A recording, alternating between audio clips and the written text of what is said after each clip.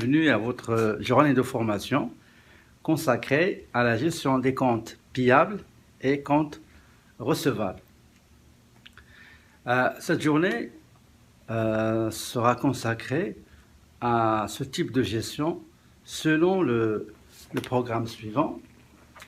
Donc, en premier lieu, on va voir les comptes payables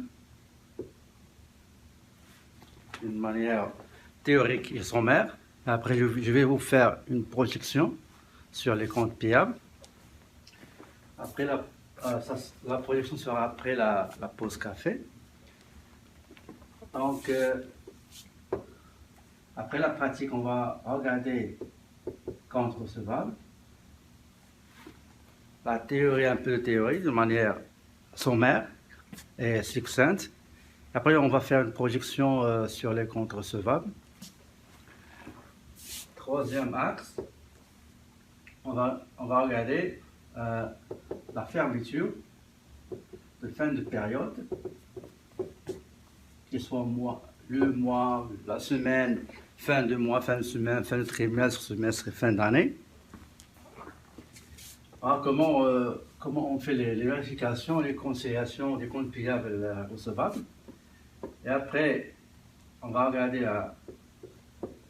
la conciliation des soldes des comptes payables et recevables avec les états financiers, donc comptes payables, comptes recevables avec les états FI.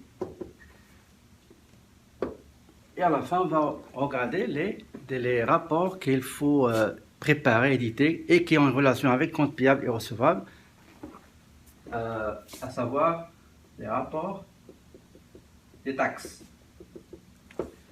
Pour les comptes payables, les taxes, ça va toucher les taxes payées sur les achats, sur les charges. On va aussi comment faire les conciliations pour que les chiffres à déclarer soient adéquats et corrects et se concordent avec les autres comptes et les autres soldes qui ont une relation avec les comptes payables ou bien les comptes recevables. OK?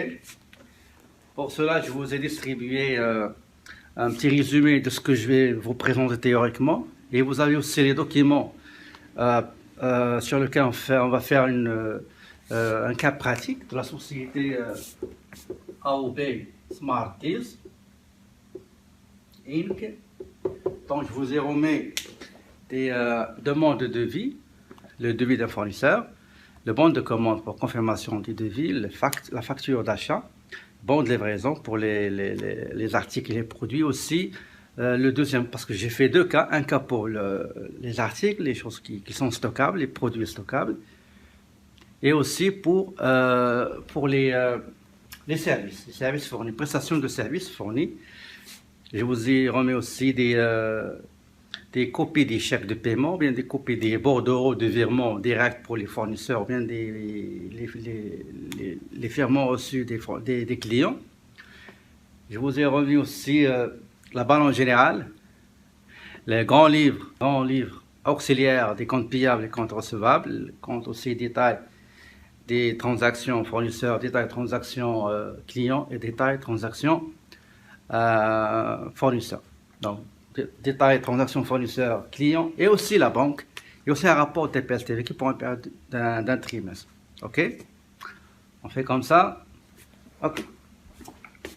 Donc, la gestion des comptes payables. Comptes payables. Donc, on a comptes payables. Je sais qu'il y en a parmi vous qui sont déjà des commis au compte payable ou compte recevable. Il y en a d'autres qui le seront après. De toutes les manières, on va essayer de voir ça d'une manière simple. Et à travers les cas sur lesquels on va travailler avec le logiciel Sage 50, malheureusement, il y en a d'autres qui travaillent avec Acomba, mais Acomba ici n'est pas encore installé, donc peut-être la prochaine fois. Mais surtout, la majorité des gens que j'ai discuté avant de rentrer ici à la classe, ils utilisent Sage 50. Donc, on va travailler avec Sage 50. Et d'ailleurs, c'est le même mécanisme chez d'autres logiciels comme QuickBooks. Par contre, on a ici le logiciel QuickBooks qui est installé. on donne ces informations avec ce logiciel. Pour le moment, pour cette journée ici, c'est avec ces comptes. Un commis au compte payable. Quelles sont les tâches affectées à une personne ou à un gestionnaire des comptes payables? Tout d'abord, c'est la réception des documents provenant des fournisseurs. OK? Tous les documents. Donc, la personne, il se charge de recevoir et aussi d'émettre des documents qui seront envoyés aux fournisseurs. Les documents reçus, par exemple, un devis, une offre financière. OK? Il reçoit une facture, un bon de livraison, une note de crédit, un rappel de paiement, etc. Donc, le gérant du compte payable, qu'est-ce qu'il va faire lui? Une fois il va recevoir les documents, il faut qu'il les vérifie minutieusement et soigneusement. Par exemple, s'il a une facture, il va la comparer avec ce qu'il a en son main, c'est le devis du fournisseur, le bon de commande qu'il a fait, qu'il a envoyé au fournisseur comme confirmation des contenus de son devis et aussi l'acceptation des termes de la vente du produit ou du service. OK? Donc, il compare le devis, bon de commande, la facture. Il va vérifier ce qu'on appelle, va faire des vérifications qualitatives et quantitatives. Donc, qualitative, il va regarder les informations contenues dans une facture. Est-ce que c'est correct ce qui concerne la nature de l'article ou de la prestation du service, le prix unitaire, la quantité, la description, et aussi il va faire ce qu'on appelle vérification arithmétique. Il va refaire le calcul pour s'assurer que le calcul a été bel et bien fait et effectué.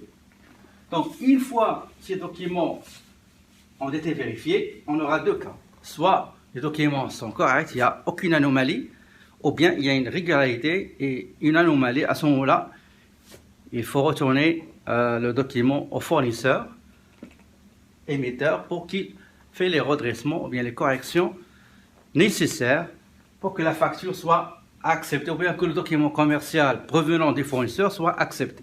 OK? Donc, maintenant, une fois le document est correct, à ce moment-là, on va le saisir. Donc, la saisie du document. La facture, par exemple, note de crédit. On va saisir la facture, soit dans un logiciel, un petit ERP, un progiciel intégré, comme Sage, comme QuickBooks, ou bien il y a d'autres entreprises, ce sont de grandes structures, ils vont utiliser un module commercial dans lequel ils vont saisir la facture et automatiquement, cette facture-là, il sera convertie automatiquement en écriture comptable, sera transférée au module de la comptabilité. OK? Donc, une fois saisi, donc, après, on va aller au classement. On va classer ce document parce qu'il est toujours actif. Après le classement, il faut préparer le chèque de paiement ou bien les virements de paiement. Et chaque chèque de paiement, ordre de virement, qui sera soumis à la personne autorisée à signer, à ordonner le paiement, il faut que ce chèque ou bien ce mode de paiement soit accompagné des pièces justificatives du montant à payer. Après, il faut faire, l'agent ou bien le commis des comptes payables va faire le suivi de ces paiements jour après jour. Donc, en temps, n'importe quel moment, il faut qu'il fasse le suivi, il faut qu'il fasse le suivi régulier et journalier des chèques émis ou bien des virements faits, effectués au profit des fournisseurs pour suivre l'état de la trésorerie au jour le jour. Après, parmi les tâches, l'établissement, il faut qu'il établisse les situations des paiements effectués, mais des chèques, des virements, etc. Et aussi une situation des fournisseurs, s'il veut, qui trace les transactions. Voici les factures reçues après la livraison de marchandises ou bien de la prestation des services. Voici le montant qu'on a émis comme paiement. Ça se peut que le montant soit en entier, totalement réglé, la facture sera totalement réglée, ou bien un paiement partiel, et voilà le restant dû. OK?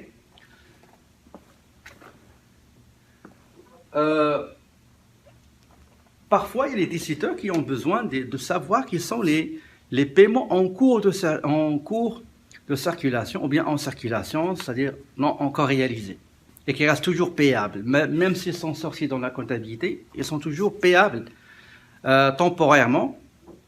Donc, vous avez donné un chèque à un fournisseur, mais le fournisseur ne s'est pas présenté à sa banque, bien il ne l'a pas remis à la banque pour qu'il soit payé. Donc, il faut aussi préparer la liste des chèques et des paiements qui sont en cours. Très bien. Maintenant, périodiquement, à la fin de chaque journée, ou semaine, ou mois, il faut éditer des situations pour vérification. Par exemple, on va éditer le grand livre des fournisseurs, bien sûr détaillé par fournisseur, des grands livres auxiliaires, et on va éditer aussi les achats détaillés, et on va éditer les comptes taxes TPS sur les achats, sur les ventes, non, sur les achats, pardon.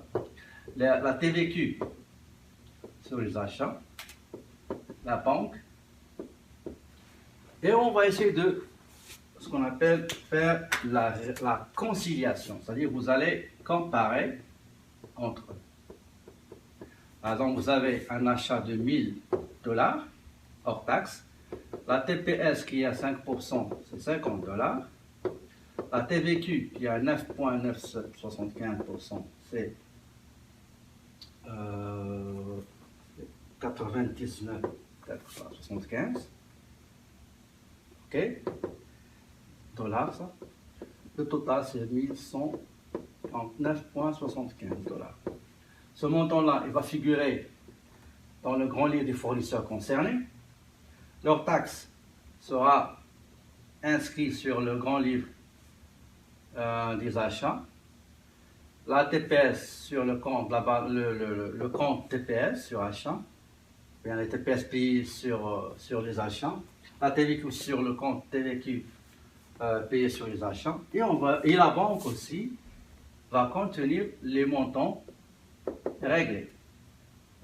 Et comme j'ai dit, soit il y aura un règlement du montant total ou un règlement partiel. Et on va essayer de faire le recoupement, la comparaison entre ces comptes-là et dégager toute anomalie possible, éventuelle, ou toute irrégularité. Et on va passer aux actions correctives qui s'imposent dans le compte où il y a l'anomalie qui a été soulevée et observée. Après ça, une fois cela est fait, et ce sera la même chose pour les comptes recevables, on va voir après le cas pratique qu'on va faire sur les comptes payables, on va regarder les comptes recevables. Maintenant, il faut voir aussi dans les états fixes, c'est-à-dire dans la balance. Dans la balance, on aura le compte payable, les comptes payables ici. On aura les comptes TPS TVQ ici, dans le passif courant. Donc TPS payé sur les achats, la TVQ payé sur les achats. On aura dans l'actif courant aussi l'encaisse, c'est-à-dire la banque, ou bien la caisse. Parfois, il y a des faibles montants qu'on paie avec la petite caisse. Donc, banque, caisse. Et dans l'état des résultats, on aura les charges ici, ou bien les dépenses, et les achats ici, soit de produits ou de services. Grosso modo, ça c'est les tâches. Bien sûr, quand vous éditez des situations, hein, il faut les analyser. Il faut faire parler les chiffres. Il ne suffit pas d'éditer, d'imprimer une situation ou un état qui relate l'historique des zones d'action. Par exemple, vous allez imprimer un grand livre fournisseur détaillé, l'historique des achats, l'historique des TPS TVQ, l'historique TVQ, l'historique de la banque, l'historique de la petite caisse. Non, ça ne suffit pas. Il faut faire parler, il faut bien analyser, comparer et toujours être vigilant concernant des irrégularités. C'est pour ça que toujours je recommande que la vérification soit la même journée si vous n'avez pas un nombre volumineux de factures à saisir, ou bien à la fin de la semaine, par exemple vendredi, et vous allez épargner énormément de temps, d'efforts, et vous allez corriger et redresser les anomalies soulevées et les irrégularités observées, constatées, en temps réel, et à la fin du mois, de la période, ou bien du trimestre, ou bien de l'année, vous serez soulagé, vous n'aurez pas beaucoup de temps à fournir, et vous ne serez pas frustré. Okay? Quand vous allez laisser les travaux se cumuler, vous allez vivre une mauvaise pression et une mauvaise frustration. Okay? Ici, c'est grosso modo les tâches qu'un commis de compte payable va faire. Bien sûr, il y a d'autres tâches, quand on dit que ce sont des tâches administratives, c'est tout à fait normal.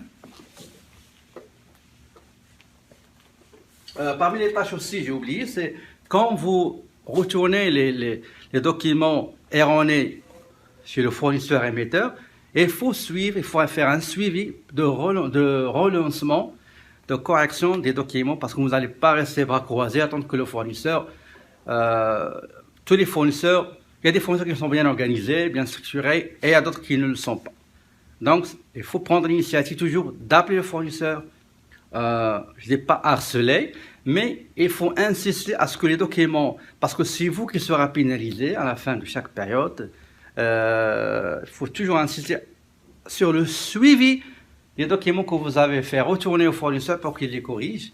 Et comme ça, vous aurez l'information en temps réel, les informations qui seront nécessaires aux décideurs, ils seront là, chez vous.